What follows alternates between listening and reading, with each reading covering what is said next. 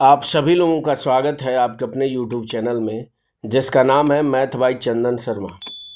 आज का जो पेपर है वो RRB NTPC under graduate level का पेपर है, जो कि 13 अगस्त 2025 को ये पेपर हुआ है। फर्स्ट शिफ्ट का ये पेपर है। तो इसमें क्वांट के जो 30 महत्वपूर्ण क्वेश्चन पूछे गए हैं उनको मैं इस वीडियो में एक एक करके सॉल्व कराऊंगा। तो अगर आप इस चैनल पर पहली बार विजिट कर रहे हैं तो चैनल को ज़रूर सब्सक्राइब कर लें। अगर आपने एनटीपीसी CBT 2 का अगर एग्ज़ाम देना है या ग्रुप डी का अगर आपने फॉर्म भरा है तो ये पूरा चैनल आपके लिए बहुत हेल्पफुल होगा अगर आपको मैथ वाले सेक्शन में कहीं पे भी दिक्कत होती है, क्योंकि मैं कोशिश करता हूँ कि क्वेश्चन को उस तरीके से सॉल्व कराऊँ जिस तरीके से आप एग्ज़ाम में सोच सकते हैं, जिससे आपका टाइम बचे और जिससे आप कम से कम समय में आंसर तक पहुँच जाएँ।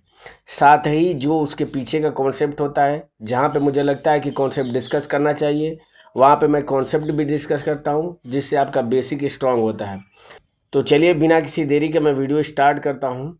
पहला क्वेश्चन कह रहा है कि यदि अंकित मूल्य पर 40% की एकड़ छूट तथा 15% और 20% की दो क्रमिक छूटों के विक्रय मूल्यों का अंतर जो है वो 400 है, तो अंकित मूल्य कितना होगा ये आपको बताना। तो देखिए 40% की तो एकल छूट है, तो इसको मैं लिख लेता हूँ, ठीक है। और 15 और 20% की दो क्रमिक छूट है, तो अगर इस पर सक्सेसिव डिस्काउंट वाले फार्मूले से अगर मैं अप्लाई कर दूँ तो 15 और 20 कितना हो जाएगा, 35 हो जाएगा। माइनस हो जाएगा 15 इंटू 20 और डिवाइडेड बाई कितना हो जाएगा, तो 100 हो जाएगा। इसको सिंप्लीफाई करूँ तो ये 5 बार चला जाएगा, 5 से भाग करूँगा 15 में तो 3 बार, तो घटा दूंगा तो कितना हो जाएगा, तो ये 32% की एकल छूट के बराबर हो जाएगा। और यहाँ से अगर इनका अंतर निकालूं तो कितने के बराबर है, तो 8% के बराबर है। और इसी 8% की वैल्यू आपको क्वेश्चन में दिया कितना है, तो 400 दिया है। आपसे पूछ कह रहा है कि अंकित मूल्य यानी कि 100% की वैल्यू पूछ रहा है, तो यहाँ से मैं 1% की वैल्यू निकाल दूंगा, तो 8 पचे 40 यानी कि 50 हो जाएगा 1% की वैल्यू। तो 100% की वैल्यू क्या हो जाएगी, तो बस इसके आगे 2 जीरो हो जाएगा, यानी कि 5000 उसका क्या हो जाएगा, अंकित मूल्य हो जाएगा, जो कि ऑप्शन नंबर 3 में दिया हुआ है। बढ़ते हैं अगले क्वेश्चन में। अगला क्वेश्चन कह रहा है कि त्रिभुज ABC में D पर BD लंब AC है और कोण DBC जो है वो 76 अंश का है। BC पर एक बिंदु E इस प्रकार से है कि कोण CAE 74 अंश का है, तो कोण AEB की माप कितनी होगी। तो इस तरह के क्वेश्चन मैं करा चुका हूँ, मैं फिर से बता देता हूँ कि मान लीजिए ये आपका क्या है, तो त्रिभुज ABC है, ठीक है। तो ये आपका AB और ये C हो गया। B से लंब डाला गया है AC पे जो कि BD है, तो ये मैंने लंब डाल दिया। अब कह रहा है कि BC पर एक बिंदु E इस प्रकार से है, तो मान लेता हूँ कि ये आपका E बिंदु है BC पे। अगर मैं इसको मिला देता हूँ तो आपसे कह रहा है कि कोण DBC, तो DBC यानी ये वाला जो कोण है वो कितने अंश का है, तो 76 अंश का है। और दिया है कि CAE, तो CAE यानी कि ये जो कोण है वो कितने अंश का है, तो 74 अंश का है। आपसे कौन सा कोण पूछ रहा है, तो कोण AEB, तो AEB यानी कि ये वाला जो कोण है वो आपसे पूछ रहा है, ठीक है। तो अगर मैं इस त्रिभुज की अगर बात करूं तो इस त्रिभुज के तीनों अंतःकोणों का मान कितना होगा, तो 180 अंश हो जाएगा। ये आपका 90 अंश है, ये आपका 74 अंश है, तो ये कोण कितना हो जाएगा, तो सिंपल सा, ये तो 90 हो ही गया है, दोनों का मान 180 अंश के बराबर होना चाहिए, यानी इन दोनों का योगफल 90 के बराबर होना चाहिए। और ये 74 है, तो ये कितना हो जाएगा, तो 16 अंश का हो जाएगा। तो इस कोण की माप कितनी निकल के आ जाएगी, 16 अंश। और जैसे ही ये कोण 16 अंश का हो जाएगा, इसके सामने का ये कोण भी कितने अंश का हो जाएगा, 16 अंश का हो जाएगा। क्योंकि हमें पता है कि जब दो रेखाएं एक दूसरे को इस तरीके से काटती हैं तो आमने सामने के जो कोण होते हैं वो बराबर होते हैं शीर्ष अभिमुख कोण के हिसाब से।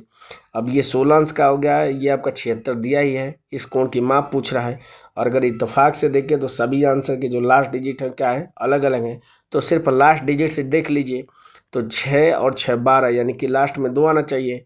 और 180 यानी कि लास्ट में 0 है, इसमें से अगर 2 घटाऊंगा तो लास्ट में कितना आना चाहिए, 8 आना चाहिए।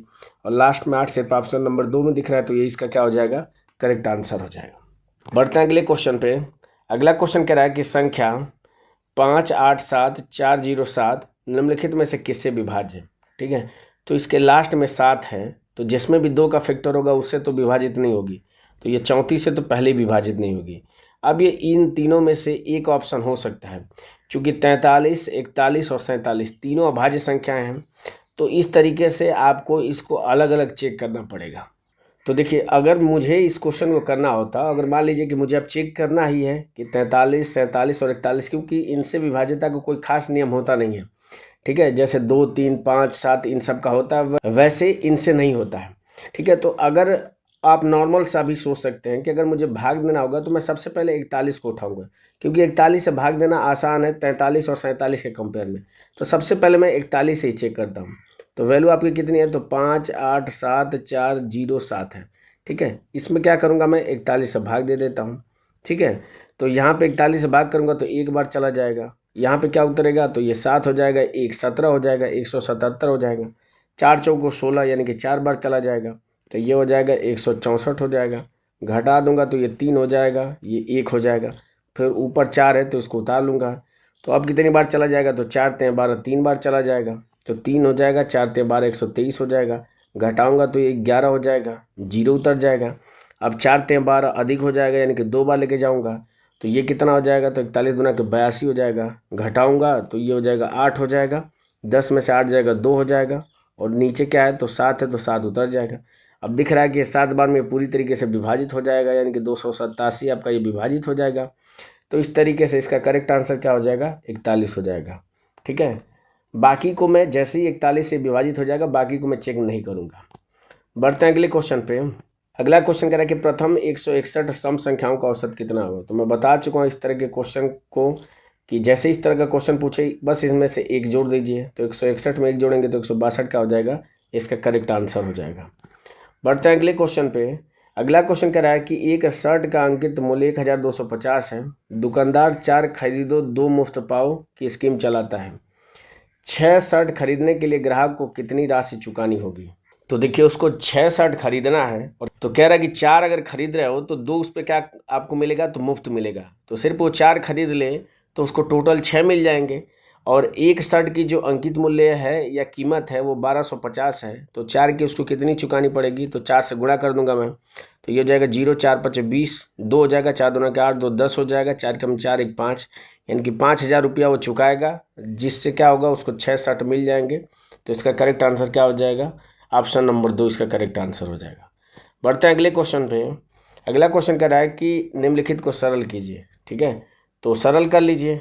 तो सबसे पहले मैं ऑप्शन के थ्रू इसको सॉल्व करूंगा। तो देखिए अगर मैं यहाँ पे गुणा करूंगा तो ये कितना हो जाएगा, तो प्लस का 2x² हो जाएगा। यहाँ पे कितना हो जाएगा, तो प्लस का 5x² हो जाएगा। दोनों को जोड़ूंगा मैं तो प्लस का 7x² हो जाएगा। और ऑप्शन पे देखूं तो यहाँ पे तो माइनस है, यहाँ पे भी माइनस है, तो ये 2 ऑप्शन तो आपके ऐसे ही नहीं होंगे। अब मेरे पास 2 ऑप्शन बचे। अब यहाँ पे प्लस और माइनस इसको मैं चेक कर लेता हूँ। तो देखिए यहाँ पे तो कोई भी कांस्टेंट वैल्यू नहीं आएगी। यहाँ पे 5 से 15 माइनस का आएगा, और 12 में अगर जोड़ूंगा माइनस का 15 तो ये आंसर जो आएगा वो माइनस में आएगा। इसमें तो प्लस में है, तो ये अभी आंसर आपका नहीं होगा। तो इस तरीके से एक ही ऑप्शन बचा, और यही इसका क्या हो जाएगा, करेक्ट आंसर हो जाएगा। बढ़ते हैं अगले क्वेश्चन पे। अगला क्वेश्चन कह रहा है कि एम और एन एक व्यवसाय शुरू करते हैं। एम 2 महीने के लिए एन के निवेश से 38,000 अधिक निवेश करता है। तो अगर एन का निवेश एन है तो एम का निवेश कितना हो जाएगा, तो एन प्लस 38,000 हो जाएगा। ठीक है, आगे कह रहा है कि एम जो है वो 2 महीने के लिए, यानी कि ये 2 महीने के लिए निवेश करता है, और एन जो है वो 3 महीने के लिए निवेश करता है। तो कह रहा है कि कुल लाभ जो है वो 6,915 में से एम का हिस्सा एन के हिस्से से 461 अधिक है। तो एम द्वारा निवेशित पूंजी कितनी होगी। तो इन दोनों को इस तरह के क्वेश्चन मैंने कराया है, तो इन दोनों को पहले जोड़ लेता हूँ मैं। तो 3n और 2n कितने एन हो जाएंगे, तो 5n हो जाएंगे, और प्लस कितना हो जाएगा, तो 38,000, और इंटू कितना हो जाएगा, तो 2 हो जाएगा। और अगर घटा दूंगा मैं तो देखिए 2n में से 3n घट जाएगा तो माइनस का n हो जाएगा, और 2 इंटू 38,000 हो जाएगा। तो लिख देता हूँ 2 इंटू 38,000, इसमें से मैं इसको घटा दे रहा हूँ, तो माइनस का कितना हो जाएगा, n हो जाएगा। ये बराबर किसके हो जाएगा, तो जोड़ने पे 6,915 हो जा रहा है, और घटाने पे कितना अधिक है, तो 461 अधिक है। ठीक है, तो भाग दे देता हूँ कि ये कितने गुना है। तो देखिए एक बार चला जाएगा, तो एक बार चला जाएगा तो ये हो जाएगा 0 हो जाएगा, 9 में से 6 जाएगा 3 हो जाएगा, और यहाँ पे 6 में से 4 जाएगा 2 हो जाएगा, यानी कि ये 230 हो जाएगा, 5 उतर जाएगा। अब कितनी बार चला जाएगा, तो 5 बार चला जाएगा। क्या, तो 5 का में 5, 5 सके 30, यानी कि बिल्कुल ये 5 बार चला जाएगा। तो ये इसका 15 गुना है, तो ये कितना हो जाएगा, 15/1 हो जाएगा। अब मैं क्या करता हूँ, इसका 13 गुणा कर लेता हूँ। तो गुणा करूँगा मैं तो देखिए 5n और यहाँ पे 15n, दोनों को जोड़ूंगा तो कितना हो जाएगा, तो 20n हो जाएगा। ये बराबर किसके हो जाएगा, तो एक का अगर 38,000 इंटू 2 में गुणा करूँगा तो यही होगा, और यहाँ पे 15 × 2 × 38,000 हो जाएगा। तो मैं इसको लिख लेता हूँ। दोनों में से 2 × 38,000 कॉमन अगर ले लूँगा तो ये कितना हो जाएगा, तो 15 में से 1 घट जाएगा तो 14 के बराबर हो जाएगा। यहाँ से मैं n की वैल्यू निकाल देता हूँ। तो देखिए 1 0 से 1 0 कैंसिल हो जाएगा, 2 से 2 कैंसिल हो जाएगा। तो n की वैल्यू क्या निकल के आ जाएगी, तो 14 का गुणा कर देता हूँ मैं। तो 0 0 हो जाएगा, 14 8 112 को 2 हो जाएगा, 11 हो जाएगा। 14 3 42, 42 और 1 43 और 10 कितना हो जाएगा, तो 53 हो जाएगा। तो ये n की वैल्यू हो जाएगी। आपसे पूछ क्या रहा है कि m द्वारा निवेशित पूंजी, यानी कि इसकी वैल्यू आपसे पूछ रहा है। तो बस इसमें क्या जोड़ दूंगा मैं, तो 38,000 इसमें जोड़ दूंगा तो मेरा आंसर निकल के आ जाएगा। तो लास्ट में कितना आ जाएगा, 2 0 फिर 2 हो जाएगा। लास्ट में 2 0 के बाद से 2 सिर्फ ऑप्शन नंबर 3 में दिख रहा है, तो यही इसका क्या हो जाएगा, करेक्ट आंसर हो जाएगा। बढ़ते हैं अगले क्वेश्चन पे। अगला क्वेश्चन कह रहा है कि पाइप पी किसी टैंक के 7/9 भाग को 14 घंटे में भर सकता है। तो पूरा भाग भरने में उसको कितना समय लगेगा, तो 7 दूना के 14, 9 दूना के कितना हो जाएगा, 18 घंटे लगेगा। उसी तरह क्यू का पूरे टैंक को भरने में कितना समय लगेगा, तो 5/9 भाग को 20 घंटे में भरता है, तो 5 चौको 20, 9 चौको 36 घंटे लगेगा। आगे कह रहा है कि पी और क्यू दोनों 2 घंटे के लिए चालू रखे जाते हैं, फिर दोनों को बंद कर दिया जाता है, फिर पाइप आर को अकेले चालू किया जाता है जो टैंक के पानी को 6 घंटे में खाली कर देता है। तो अगर तीनों को एक साथ खाली टैंक को भरने के लिए कह दिया जाए तो कितना समय लगेगा। तो यहाँ से इन दोनों की एफिशिएंसी निकाल देता हूँ। तो एलसीएम 36 हो जाएगा, 18 दूना के 36, 1 हो जाएगा। तो पी की एफिशिएंसी 2 हो जाएगी, क्यू की 1 हो जाएगी। तो इन दोनों की एक साथ एफिशिएंसी कितनी हो जाएगी, तो 3 हो जाएगी। 3 के हिसाब से 2 घंटे में कितना भर देंगे, तो 6 मात्रा ये भर देंगे। और इसको जो आर है वो 6 घंटे में खाली करता है। तो यहाँ से आर की एफिशिएंसी क्या निकल के आ जाएगी, 1 निकल के आ जाएगी। अगर मैं अब इस पी क्यू आर अगर इन तीनों को एक साथ अगर खाली टैंक को भरने के लिए अप्लाई करता हूँ तो ये हो जाएगा 2 + 1 और -1 हो जाएगा, क्योंकि आर तो खाली कर रहा है। तो यहाँ से ये कट के इनकी नेट एफिशिएंसी क्या आ जाएगी, 2 आ जाएगी। और इस 2 से इस 36 क्षमता को भरने में कितना समय लगेगा, तो 36/2 हो जाएगा, यानी कि 18 घंटे लगेगा, जो कि ऑप्शन नंबर 1 में दिया हुआ है। बढ़ते हैं अगले क्वेश्चन पे। अगला क्वेश्चन कह रहा है, सिंप्लीफिकेशन का क्वेश्चन है कि इसका मान कितना होगा। तो 144 का रूट हमें पता है कि ये 12 का स्क्वायर है, तो 12 हो जाएगा। प्लस कितना हो जाएगा, 225 का रूट होता है, 15 का स्क्वायर होता है, 4 स्थान पे दशमलव है तो 0.15 हो जाएगा। माइनस 625, 25 का स्क्वायर होता है, 2 स्थान पे दशमलव है तो रूट लेंगे तो 0.1 स्थान पे हो जाएगा, यानी कि 2.5 हो जाएगा। अगर मैं इसको जोड़ता हूँ तो ये हो जाएगा 12.15। इसमें से मैं घटा दूंगा 2.5, तो ये कितना हो जाएगा, तो 5 हो जाएगा। 11 में से 5 हो जाएगा, 6 हो जाएगा। लास्ट में 0.65 ऑप्शन नंबर 3 में दिख रहा है, तो ये इसका क्या हो जाएगा, करेक्ट आंसर हो जाएगा। बढ़ते हैं अगले क्वेश्चन पे। अगला क्वेश्चन कह रहा है कि 10 विद्यार्थियों द्वारा प्राप्त अंक जो है वो नीचे दिए गए हैं। दिए गए आंकड़ों का बहुलक कितना होगा। तो बहुलक वो आंकड़ा होता है जिसकी बारंबारता सबसे अधिक हो, जो सबसे अधिक बार आया हो वही बहुलक होता है। तो देख लीजिए, तो 19 आपका 1 बार आया है, तो ये आपका 1 बार हो जाएगा। 11 आपका देख लीजिए, तो 1 बार, 2 बार, 3 बार, ये 3 बार आया है। 20 देख लीजिए, तो ये 1 बार दिख रहा है, तो ये भी 1 हो जाएगा। 14 भी आपका 1 बार और 2 बार दिख रहा है। तो सबसे अधिक बार कौन आया है, तो 11 जो कि 3 बार आया है, तो यही इसका क्या हो जाएगा, बहुलक हो जाएगा। बढ़ते हैं अगले क्वेश्चन पे। अगला क्वेश्चन कह रहा है कि पी की वर्तमान आयु का 4 गुना, यानी कि 4p क्यू की वर्तमान आयु से 41 वर्ष अधिक है। यानी कि क्यू की वर्तमान आयु से 41 वर्ष अधिक है, यानी कि 41 में जोड़ दूँ तो बराबर हो जाएगा। कह रहा है कि 10 वर्ष बाद क्यू की आयु का 3 गुना, यानी कि क्यू + 10, इसका अगर मैं 3 गुना करता हूँ तो उस समय पी की आयु के 7 गुने से, तो उससे 33 वर्ष कम होगा। यानी कि अगर इसमें 33 जोड़ दूंगा तो 10 वर्ष बाद पी की आयु कितनी हो जाएगी, तो p + 10 हो जाएगी। इसके 7 गुने से क्या हो जाएगी, 33 कम हो जाएगी, तो 33 में जोड़ दिया। तो इसको सिंप्लीफाई करके इक्वेशन निकाल देता हूँ। तो ये हो जाएगा 7p + 10 = 70 हो जाएगा। बराबर किसके हो जाएगा, तो 3q और +10 = 30 हो जाएगा और +33 हो जाएगा। तो यहाँ से 7p इसकी वैल्यू किसके बराबर हो जाएगी, तो 3q हो जाएगी। 70 जब उधर जाएगा तो माइनस हो जाएगा, और ये इन दोनों का जोड़ूंगा तो 63 हो जाएगा। 63 में से अगर 70 माइनस करूंगा तो ये माइनस का कितना हो जाएगा, 7 हो जाएगा। ठीक है, तो यहाँ से 7p की वैल्यू इतनी निकल के आ गई। आपसे क्वेश्चन पूछ क्या रहा है कि क्यू की वर्तमान आयु कितनी होगी। तो बस इनको सॉल्व करके क्यू की वर्तमान आयु निकाल दूंगा। तो अगर मैं यहाँ पे 7 से भाग कर देता हूँ तो p बराबर कितना हो जाएगा, तो 3/7 क्यू और -1 हो जाएगा। बस इसकी वैल्यू उठा के यहाँ पे रख देता हूँ मैं। तो 4 के गुणा करूँगा तो 4 तें 12 क्यूब और डिवाइडेड बाई 7 -4, ये बराबर किसके हो जाएगा, तो क्यूब प्लस 41 के बराबर हो जाएगा। इसको सॉल्व करूँगा तो क्यू जब इधर आएगा तो माइनस हो जाएगा, तो 12 में से 7 जाएगा तो 5 क्यूब बटा 7, ये 4 उधर जाएगा तो प्लस हो जाएगा, तो 41 और 4 कितना हो जाएगा, 45 हो जाएगा। तो यहाँ से 5 से कट करूँगा तो 5 9 45, 9 हो जाएगा। 9 का जब 7 में गुणा होगा तो क्यू की वैल्यू क्या निकल के आ जाएगी, 63 वर्ष, जो कि ऑप्शन नंबर 1 में दिया हुआ है। बढ़ते हैं अगले क्वेश्चन पे। अगला क्वेश्चन कह रहा है कि 75 किलोमीटर प्रति घंटा की चाल से चलने वाली कोई बस एक यात्रा 17 घंटे में पूरा करती है, तो 5 घंटे में समान दूरी तय करने के लिए उसकी चाल कितनी होनी चाहिए। ठीक है, तो दूरी चूँकि फिक्स है तो जो भी इसके समय में अनुपात होगा उसका अपोजिट करेंगे तो इसकी क्या हो जाएगी, स्पीड में अनुपात हो जाएगा। तो टाइम का अगर मैं रेशियो अगर निकाल दूँ तो पहले 17 घंटा लगता था तो अब 5 घंटा लगना चाहिए। तो स्पीड का रेशियो कितना हो जाएगा, तो इसका उल्टा हो जाएगा, यानी कि पहले 5 लगता था तो अब 17 उसको लगना चाहिए। तो कह रहा है कि पहले यानी कि इसी 5 की स्पीड आपको 75 किलोमीटर प्रति घंटा दी है, आपसे 17 की वैल्यू पूछ रहा है, तो 5 से अगर कट कर देता हूँ मैं तो 15 पचे 75, यानी कि 1 की वैल्यू 15 निकल के आ जाएगी। तो 17 की वैल्यू कितनी हो जाएगी, 17 × 15 हो जाएगी। गुणा करूँगा मैं तो 17 पचे 85, 5 हो जाएगा, 8 हो जाएगा, 17 और 8 कितना हो जाएगा, 25 हो जाएगा, यानी कि 255 किलोमीटर प्रति घंटा स्पीड होनी चाहिए, जो कि ऑप्शन नंबर 4 में दिया हुआ है। बढ़ते हैं अगले क्वेश्चन पे। अगला क्वेश्चन कह रहा है कि यदि 3 sin square theta plus 7 cos square theta बराबर 4 है और थीटा की वैल्यू 0 और 90 के बीच में है, तो थीटा का मान कितना होगा।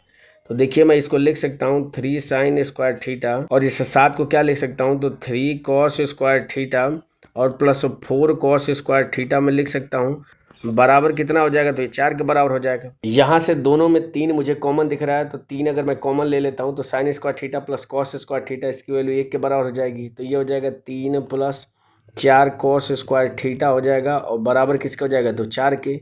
इसे 3 को अगर उधर लेके चला जाऊँ तो cos स्क्वायर थीटा इसकी वैल्यू क्या हो जाएगी, तो 1/4 के बराबर हो जाएगी।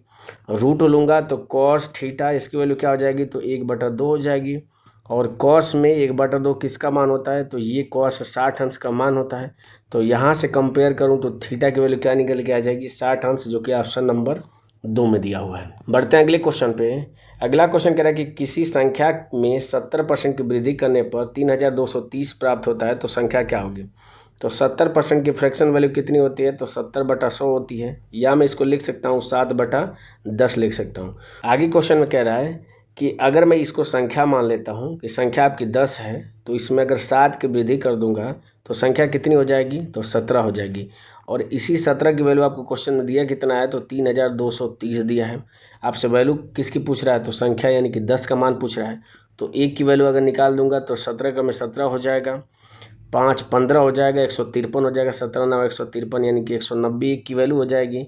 और जैसे ही 1 की वैल्यू 190 हो जाएगी, 10 की वैल्यू आपसे पूछ रहा है, तो बस मैं क्या करूँगा, 190 में 10 का गुणा कर दूंगा, तो आंसर क्या हो जाएगा, 1900 इसका करेक्ट आंसर हो जाएगा, जो कि ऑप्शन नंबर 2 में दिया हुआ है। बढ़ते हैं अगले क्वेश्चन पे।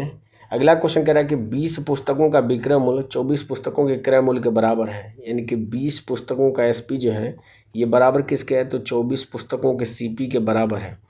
तो कह रहा है कि लाभ या हानि प्रतिशत कितना होगा। तो यहाँ से मैं अगर एसपी और सीपी का रेशियो अगर निकाल दूँ तो 4 से कट कर दूंगा तो ये 6 बार और ये 5 बार चला जाएगा, यानी कि 6 बटा कितना हो जाएगा, तो 5 हो जाएगा। यानी 5 की वस्तु खरीद के ला के 6 में बेच रहा है, यानी कि 1 रुपये का उसको लाभ हो रहा है, कितने पे, तो 5 पे। तो प्रतिशत लाभ निकालने के लिए 100 से गुणा कर दूंगा, तो भाग करूंगा तो 20% का क्या हो जाएगा, उसको लाभ होगा, जो कि ऑप्शन नंबर 1 में दिया हुआ है। बढ़ते हैं अगले क्वेश्चन पे। अगला क्वेश्चन कह रहा है कि 26 फरवरी 2024 को जमा की गई और 27 अप्रैल 2024 को निकाली गई 4000 की राशि पर 6.75% वार्षिक दर से साधारण ब्याज कितना होगा। तो राशि आपकी कितनी है, तो 4000 की राशि है, रेट कितना है, तो 6.75% है, और समय कितना है, तो 26 फरवरी से 27 अप्रैल। तो चूंकि ये जो वर्ष है वो लीप ईयर है, यानी कि फरवरी 29 की होगी, तो 26 और 3 29, फरवरी में 3 बचा होगा, मार्च 31 का हो जाएगा, और अप्रैल में कितना, तो 27। इन सबको जोड़ दूंगा मैं, तो 27 और 3 30, और 30 कितना हो जाएगा, तो 60 और 1 61 हो जाएगा, यानी कि 61 दिन का आपको ब्याज निकालना है। तो ये 61 हो जाएगा, और डिवाइडेड बाई कितना हो जाएगा, तो पूरे साल में कितने दिन हो जाएंगे, तो 366 दिन हो जाएंगे। ठीक है, और ये कितना हो जाएगा, तो 100 तो है ही है, तो ये 100 हो जाएगा। बस इसको सॉल्व कर देंगे तो हमारा आंसर निकल के आ जाएगा। तो ये कितनी बार चला जाएगा, तो ये 6 बार चला जाएगा।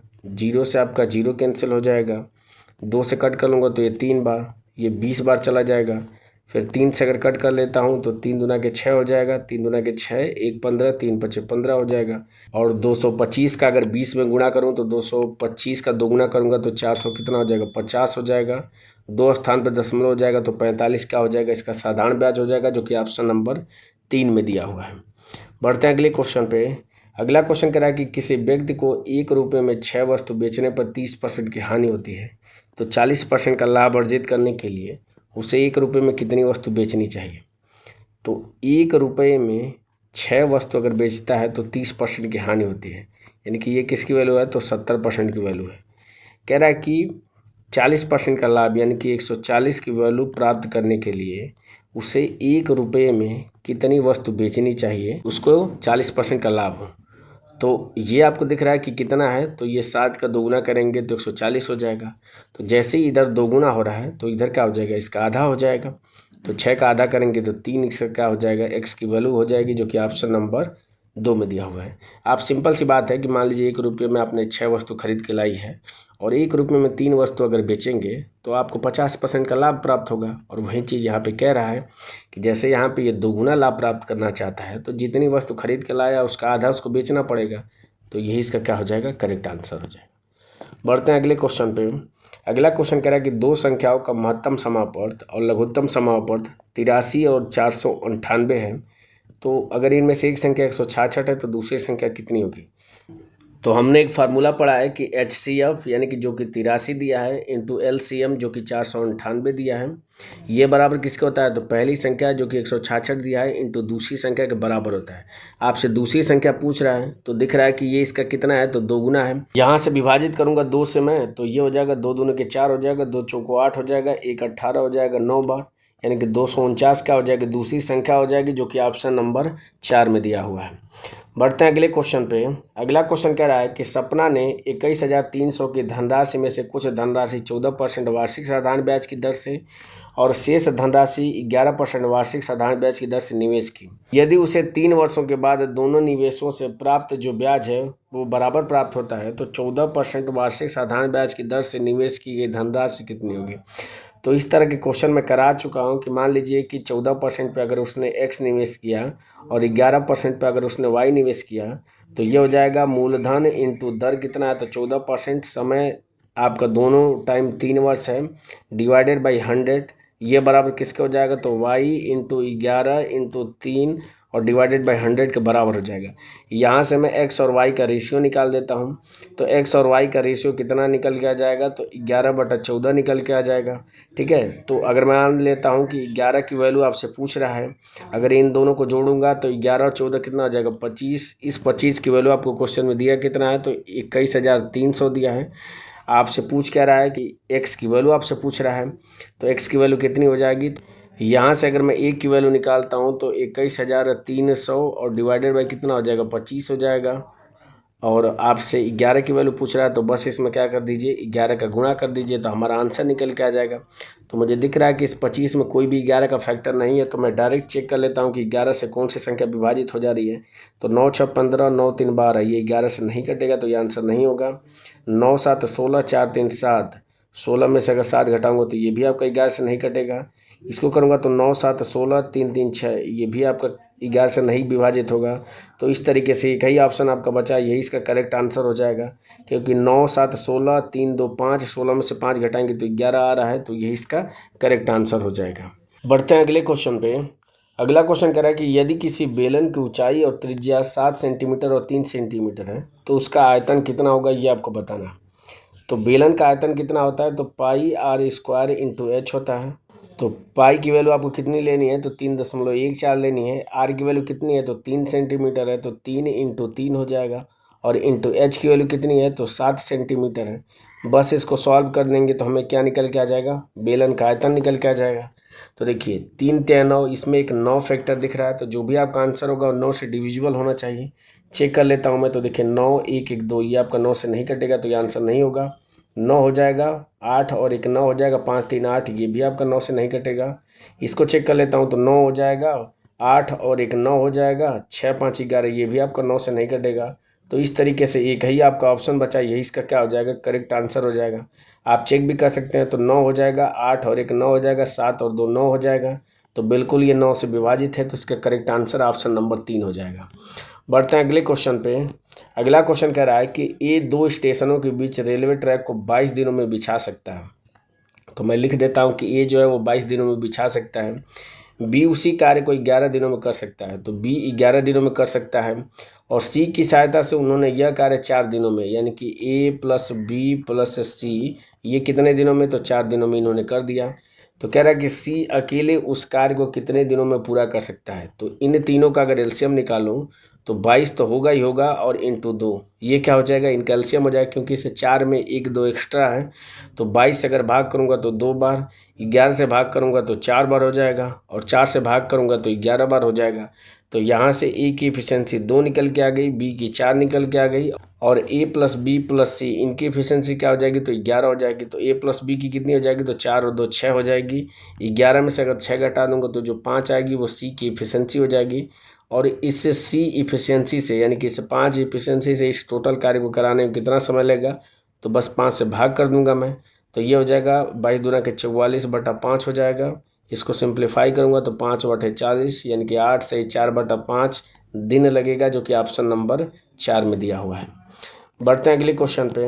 अगला क्वेश्चन कह रहा है कि 2 क्रमागत सम प्राकृतिक संख्याओं के वर्गों का योगफल 1684 है। तो कह रहा है कि संख्याओं का योग कितना होगा। तो इस तरह के क्वेश्चन को मैंने कराया है। जैसे मान लीजिए कि अगर सम प्राकृतिक संख्या अगर x है, तो इसके आगे आने वाली क्रमागत सम प्राकृतिक संख्या क्या हो जाएगी, तो इसमें 2 जोड़ूंगा तो क्या हो जाएगी, अगली मिल जाएगी। इसका अगर स्क्वायर करके जोड़ देता हूँ तो ये किसके बराबर होता है, तो ये बराबर हो रहा है 1684 के बराबर हो रहा है। ठीक है, तो आपसे पूछ रहा है कि संख्याओं का योग, यानी कि अगर इन दोनों को अगर मैं जोड़ देता हूँ तो 2x और +2 इसकी वैल्यू किसके बराबर होगी, ये आपसे पूछ रहा है। ठीक है, तो मैं क्या करूँगा, इसको ऑप्शन के थ्रू करने का प्रयास करूँगा।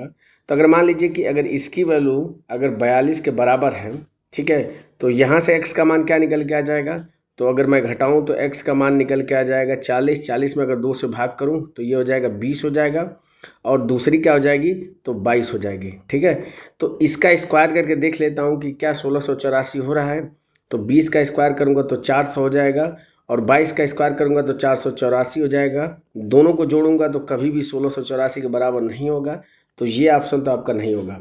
तो अब मैं क्या करूँगा कि डायरेक्ट 2 घटा के आधा करके और फिर उसके बाद से सॉल्व करूँगा।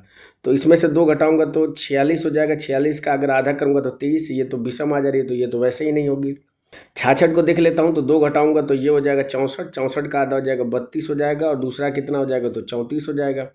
अब स्क्वायर करूँ तो 2 का स्क्वायर हो जाएगा 4, और 4 का स्क्वायर कितना हो जाएगा, तो 4 चौको 16, 6 हो जाएगा। दोनों को जोड़ूंगा तो लास्ट में तो 4 आ ही नहीं रहा है यहाँ पे, तो ये तो ऑप्शन होगा ही नहीं। तो इस तरीके से एक ही ऑप्शन आपका बच रहा है, यही इसका क्या हो जाएगा, करेक्ट आंसर हो जाएगा। हमेशा इस तरह के क्वेश्चन को आप ऑप्शन से करने का प्रयास करिए, इससे आप कम समय में सॉल्व करेंगे। अगर आप बेसिक से सॉल्व करना चाहते हैं तो आप इस इक्वेशन को सॉल्व करेंगे तो भी आपका आंसर यही आएगा। बढ़ते हैं अगले क्वेश्चन पे। अगला क्वेश्चन कह रहा है कि उस सबसे बड़े वृत्त की परिधि मीटर में ज्ञात कीजिए जिसे 249 मीटर और 168 मीटर भुजाओं वाले एक आयत के अंदर पूर्णतः खींचा जा सके। तो जो आयत की सबसे छोटी भुजा होगी वो किसके बराबर होगी, तो वृत्त के व्यास के बराबर होगी। मैंने आपको समझाया भी है कि जैसे मान लीजिए आपका आयत है, तो इसमें मैक्सिमम यही आपका वृत्त बन सकता है, और ये किसके बराबर होगा, तो जो इसकी चौड़ाई होगी, इसका जो व्यास होगा उसकी चौड़ाई के बराबर हो जाएगी। तो आपसे परिधि पूछ रहा है, यानी कि 2πr की वैल्यू पूछ रहा है, तो 2r की वैल्यू कितनी हो जाएगी, तो 168 के बराबर हो जाएगी। तो ये हो जाएगा 168, और पाई की वैल्यू 22/7 रखनी है तो 22/7 रख दीजिए। 7 से कट कर लूँगा तो 7 दूना के 14, 2 28, 4 बार चला जाएगा। 22 में 24 का गुणा करूँगा तो लास्ट में 4 दूना के 8 आना चाहिए, और लास्ट में 8 सिर्फ ऑप्शन नंबर 2 में दिया है, तो यही इसका करेक्ट आंसर हो जाएगा। बढ़ते हैं अगले क्वेश्चन पे। अगला क्वेश्चन कह रहा है कि निम्नलिखित में से कौन सा अनुपात सबसे बड़ा है। तो सिंपल सा आप अंतर निकाल दीजिए। तो देखिए 34 दूना के 68 2 गुने से ऊपर है, 36 दूना के 72 लगभग 2 गुने के पास है, 40 दूना के कितना हो जाएगा 80, ये भी 2 गुने से ऊपर है। और अगर मैं इसका अगर करूँ तो 46 दूना के ये 92 हो जाएगा, तो ये तो 2 गुने से बहुत ज़्यादा कम है। तो सिर्फ यही आपका आंसर क्या हो जाएगा, सबसे बड़ा अनुपात हो जाएगा, जो कि ऑप्शन नंबर 4 में दिया हुआ है। बढ़ते हैं अगले क्वेश्चन पे। अगला क्वेश्चन कह रहा है कि स्नेहा, यश और रोहन ने एक व्यवसाय शुरू करने के लिए क्रमशः 1090, 1170 और 1340 का निवेश किया। यदि वर्ष के अंत में लाभ के रूप में 1620 रुपये प्राप्त होते हैं तो लाभ में रोहन का हिस्सा कितना होगा। तो जिस अनुपात में इन्होंने पैसा इन्वेस्ट किया है उसी अनुपात में इनको लाभ में हिस्सा मिलेगा। तो इनका अनुपात अगर निकाल दूं तो ये हो जाएगा 109, जीरो हटा देता हूं मैं, तो ये हो जाएगा 117 हो जाएगा और ये 134 हो जाएगा। ठीक है, तो अगर इन तीनों को जोड़ूं तो किसके बराबर हो जाएगा, तो 9 7 16 और 4 कितना हो जाएगा 20 को 0 2 हो जाएगा, 3 2 5 6 6 और 1 2 और 1 3 हो जाएगा, यानी कि 360 हो जाएगा। और इसी 360 की वैल्यू आपको क्वेश्चन में दिया कितना है, तो 1620 दिया है। आपसे रोहन का हिस्सा यानी कि 134 की वैल्यू पूछ रहा है। तो यहाँ से मैं 1 की वैल्यू निकाल दूंगा, तो 0 से 0 आपका कट जाएगा, 9 से कट करूँगा तो 9 चौको 36 हो जाएगा, 9 का में 9 और 7 72, 8 बार चला जाएगा। तो यहाँ से 1 की वैल्यू क्या निकल के आ जाएगी, तो 18/4 निकल के आ जाएगी। आपसे 134 की वैल्यू पूछ रहा है, तो 134 की वैल्यू क्या हो जाएगी, बस 18/4, इसमें 134 का गुणा कर दूंगा मैं। तो 2 से कट करूंगा तो ये 2 बार, ये 9 बार चला जाएगा। इसको 2 से कट करूंगा तो 6 1 14 7 बार चला जाएगा। गुणा करूंगा तो 9 7 63, लास्ट में 3 आना चाहिए और लास्ट में 3 सिर्फ ऑप्शन नंबर 3 में दिया हुआ है। बढ़ते हैं अगले क्वेश्चन पे। अगला क्वेश्चन कह रहा है कि निम्नलिखित का मान कितना होगा। तो जब भी आधार समान रहते हैं तो घातों को जोड़ देते हैं। तो आधार आपका 48 है, 48 के आते -17 है, भाग का क्या हो जाएगा, अगर प्लस का 12 है तो माइनस का 12 हो जाएगा, तो ये माइनस का 12 हो जाएगा और ये माइनस के 13 पहले से है। बस इन सबको जोड़ देंगे तो 48 के आते कितना हो जाएगा, तो 7 3 10 और 2 12 को 2 हो जाएगा। और अगर घात में देखें तो लास्ट में 2 सिर्फ ऑप्शन नंबर 4 में दिख रहा है, तो यही इसका क्या हो जाएगा, करेक्ट आंसर हो जाएगा। बढ़ते हैं अगले क्वेश्चन पे। अगला क्वेश्चन कह रहा है कि यश 200 किलोमीटर की यात्रा 25 किलोमीटर प्रति घंटा की चाल से, 210 किलोमीटर की यात्रा 21 किलोमीटर प्रति घंटा की चाल से और उससे अगली 204 किलोमीटर की यात्रा 51 किलोमीटर प्रति घंटा की चाल से तय करती है। कह रहा है कि संपूर्ण यात्रा के लिए उसकी औसत चाल किलोमीटर प्रति घंटा में कितनी होगी। तो औसत चाल बराबर मैंने बताया है कि कुल दूरी, तो कुल दूरी कितनी हो जाएगी, तो 200 + 210 हो जाएगी प्लस 204, और कुल दूरी तय करने में लगा समय। तो 25 से अगर 200 में भाग करूं तो ये 25 8 208 बार चला जाएगा। 21 से भाग करूं 210 में तो 10 बार चला जाएगा। और 51 से 204 में भाग करूं तो 5 चौको 20 यानी कि 4 बार चला जाएगा। ऊपर वाली वैल्यू को अगर जोड़ता हूं मैं तो 4 0 0 4 हो जाएगा, 0 1 यहाँ पे 1 हो जाएगा, 2 2 4 2 6 यानी कि 614 हो जाएगा। और नीचे कितना हो जाएगा, तो 8 4 12, 12 में 10 अगर जोड़ूंगा तो 22 हो जाएगा। ठीक है, तो अगर मैं 2 से इसको कट कर लेता हूँ तो ये जाएगा 2 3 6 0 2 7 14 और ये 11 बार चला जाएगा। 11 से भाग करूँगा तो 11 दूना के 22 हो जाएगा, 8 87 हो जाएगा यानी कि 7 बार चला जाएगा। तो 27 दशमलव समथिंग आना चाहिए। और अगर ऑप्शन पे देखूँ तो 27.91 सिर्फ ऑप्शन नंबर 1 में दिख रहा है, तो यही इसका करेक्ट आंसर हो जाएगा। बढ़ते हैं अगले क्वेश्चन पे। अगला क्वेश्चन कह रहा है कि 476 और 491 के बीच कितनी अभाज्य संख्याएं हैं जिनमें दी गई दोनों संख्याओं को सम्मिलित किया गया। तो मैं आपको बताया हूँ कि कोई भी अगर अभाज्य संख्या है वो 6n + -1 इसी के फॉर्म में होगी। और ये ज़रूरी नहीं कि इस फॉर्म में हो तो वो अभाज्य संख्या हो, पर वो अगर अभाज्य संख्या है तो वो इसी फॉर्म में होनी चाहिए। तो 476 के करीब मैं देख लेता हूँ कि कौन सा नंबर है जो 6 से विभाजित है। तो 476 में 6 से भाग कर लेता हूँ मैं, तो 6 से भाग करूँगा तो 6 7 42 हो जाएगा, 5 हो जाएगा 56 हो जाएगा, 6 9 54 हो जाएगा, यानी कि 9 बार अगर लेके जाऊँगा तो ये कितना हो जाएगा, तो 54, यानी कि 2 आपका शेष बच रहा है। तो 2 शेष बचने का मतलब कितना आ जाएगा, तो 474 आपका क्या हो जाएगा, ये 6 से विभाजित है। तो चूंकि 476 और 491 के बीच कह रहा है तो इसमें 6 जोड़ दूंगा, तो 6 जोड़ूंगा तो कितना हो जाएगा, तो 400 ये 80 हो जाएगा। अब इससे एक कम कर लूँगा, इससे एक अधिक कर लूँगा, तो इससे एक कम करूँगा तो 479 हो जाएगा, एक अधिक करूँगा तो 481 हो जाएगा। फिर इसमें 6 जोड़ दूंगा तो ये हो जाएगा 486 हो जाएगा, एक कम करूँगा तो 485 हो जाएगा, एक अधिक करूँगा तो 487 हो जाएगा। फिर अगर 6 जोड़ता हूँ तो ये कितना हो जाएगा, तो 492 हो जाएगा, एक कम करूँगा तो 491 हो जाएगा। अब चूँकि 491 तक ही बताना है तो सिर्फ मैं क्या करूँगा कि 476 से लेके और 491 तक काउंट कर लेता हूँ मैं। तो 485 तो पहले ही कैंसिल हो जाएगा क्योंकि ये 5 से विभाजित है। बाकी आपके पास बची 1 2 3 और 4 संख्याएं बची। बस इन चारों को मैं चेक कर लेता हूं कि क्या इनमें से कोई संख्याएं हैं जो किसी से विभाजित हो रही हैं। तो इसको चेक करने का तरीका यही है कि आप अगर ये 400 अगर मैं देखूं तो 20 के करीब जितने भी प्राइम नंबर हैं उनसे आप चेक कर लीजिए। अगर उनसे विभाजित होगा तो ये संख्या आपकी विभाजित हो जाएगी। तो अगर मैं चेक करूं तो 4 और 7 4 11, 11 और 9 कितना हो जाएगा, तो आपका 20 हो जाएगा। 20 आपका 3 से नहीं कटेगा। 7 से कर लूँ तो 7 6 42, 5 7 से भी नहीं कटेगा। 9 4 13, 11 से भी नहीं कटेगा। 13 3 39 और 8 89, 13 से भी नहीं कटेगा। 17 से करूँ तो 17 दूना के 34, 34 तो 6 7 6 13, 17 से भी नहीं कटेगा। तो ये आपका क्या है, अभाज्य संख्या है। ठीक है, अब इसको मैं चेक कर लेता हूँ। तो अगर मैं 3 से तो ये भी नहीं कटेगा, 7 से ये भी नहीं कटेगा, 7 8 11 से भी नहीं कटेगा। 13 से कट कर लेता हूँ तो 13 39, 9 91 63, ये आपका 13 से विभाजित है, तो ये आपका आंसर नहीं होगा। तो अब आपके पास 3 ऑप्शन बचे हैं। इन 3 ऑप्शन में चेक कर लीजिए। तो ये तो पहले ही निकल गया। इसको अगर चेक करूँ तो ये भी आपका क्या है, प्राइम नंबर है, और ये भी आपका प्राइम नंबर है। आप चेक कर लीजिएगा। तो इस प्रकार से आपके पास 3 संख्याएं बच रही हैं जो किसी से विभाजित नहीं होंगी। तो इसका करेक्ट आंसर क्या हो जाएगा, 3 हो जाएगा, जो कि ऑप्शन नंबर 1 में दिया हुआ है। बढ़ते हैं अगले क्वेश्चन पे। अगला क्वेश्चन कह रहा है कि 468 और 476 के बीच आने वाली अभाज्य संख्याओं की संख्या इन दोनों संख्याओं को सम्मिलित करके। तो पिछले वाले क्वेश्चन की तरह ही है। तो सिंपल सा मैं 468 इसको 6 से विभाजित करके देख लूँगा कि इसके पास की संख्या कौन सी है। तो 6 7 42 हो जाएगा और 4 48 हो जाएगा। 6 8 बार चला जाएगा 48, यानी कि ये पूरा पूरा विभाजित हो जाए। तो 468 हो जाएगा। इसमें 6 जोड़ दूंगा तो कितना हो जाएगा, तो 474 हो जाएगा। इससे एक कम कर दूंगा और इससे एक अधिक कर दूंगा।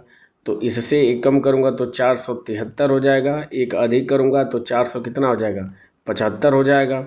इससे एक कम करूंगा तो 400 कितना हो जाएगा, 67 हो जाएगा। एक अधिक करूंगा तो 469 हो जाएगा। तो ये तो आपका पहले ही नहीं होगा, क्योंकि 468 और 476 के बीच पूछ रहा है। ये भी आपका 5 से विभाजित है। अब आपके पास बची 473 बचा और 469 बचा। इन दोनों में से चेक कर लेता हूँ मैं। तो 6 4 10 और 9 19, ये तो आपका 3 से नहीं कटेगा। 7 3 10 4 14, ये भी आपका 3 से नहीं कटेगा। ठीक है, तो चेक कर लेता हूँ। 3 9 4 13 और 6, ये आपका 11 से नहीं कटेगा। 4 3 7, ये आपका 11 से कट जाएगा, तो ये भी नहीं होगा। इसको अब चेक कर लेता हूँ मैं। तो 3 से नहीं, 7 से कट करूँ तो 7 6 42 और 4, ये 7 से ये विभाजित है। तो इस तरीके से कोई भी वैल्यू नहीं है जो कि अभाज्य संख्या है। तो इसका करेक्ट आंसर क्या हो जाएगा, ऑप्शन नंबर 1 हो जाएगा। बढ़ते हैं अगले क्वेश्चन पे, और ये इस वीडियो का लास्ट क्वेश्चन है। क्वेश्चन कह रहा है कि शिवम को उसकी बिक्री राशि में पहले वर्ष में 4% की वृद्धि और दूसरे वर्ष में 25% की वृद्धि प्राप्त हुई। इसके साथ ही उसकी वर्तमान बिक्री 1,40,400 है। तो 2 वर्ष पूर्व उसकी बिक्री कितनी थी। तो अगर मैं मान लेता हूं कि 2 वर्ष पूर्व उसकी बिक्री x थी, तो इसमें 4% की वृद्धि हुई है, यानी कि 104 बटा कितना हो जाएगा, 100 हो जाएगा। फिर 25% की वृद्धि हुई, यानी कि 5 बटा 4 हो जाएगा। और ये बढ़ के कितनी हो जा रही है, तो 1,40,400 हो जा रही है। बस इसको सॉल्व करके x की वैल्यू निकाल देता हूँ मैं। 5 से अगर कट कर लेता हूँ मैं, तो ये कितनी बार चला जाएगा, तो 5 दूना के 10, ये 20 बार चला जाएगा। 4 से कट करूँगा तो 4 दूना के 8 हो जाएगा। 2 24, ये 6 बार चला जाएगा। ठीक है, तो यहाँ से अगर 2 से फिर कट कर लेता हूँ तो ये 13 हो जाएगा, और नीचे कितना हो जाएगा, 10 हो जाएगा। 13 से कट कर लेता हूँ तो 13 का में 13 हो जाएगा। एक 10 हो जाएगा, 0 104 हो जाएगा। 13 8 104 हो जाएगा। तो ये कितना हो जाएगा, तो 10,800 हो जाएगा। 10 का अगर मैं गुणा करूँ तो बस एक 0 बढ़ जाएगा, तो 108 है, और इसके बाद से 3 0, 108 उसके बाद से 3 0, ऑप्शन नंबर 4 में दिख रहा है। तो यही क्या हो जाएगा, x का मान हो जाएगा। तो इस तरीके से RRB NTPC under graduate level का जो पेपर हुआ था 13 अगस्त 2025 को फर्स्ट शिफ्ट में, उसमें क्वांट के जो 30 महत्वपूर्ण क्वेश्चन पूछे गए थे उनको मैंने इस वीडियो में एक एक करके सॉल्व करा दिया है। मुझे उम्मीद है कि ये वीडियो आपको अच्छी लगी होगी, इन्फॉर्मेटिव लगी होगी।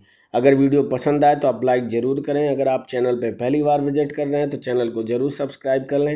मिलते हैं आपसे अगले पेपर में अगली वीडियो के साथ। तब तक के लिए जय हिंद और बाय।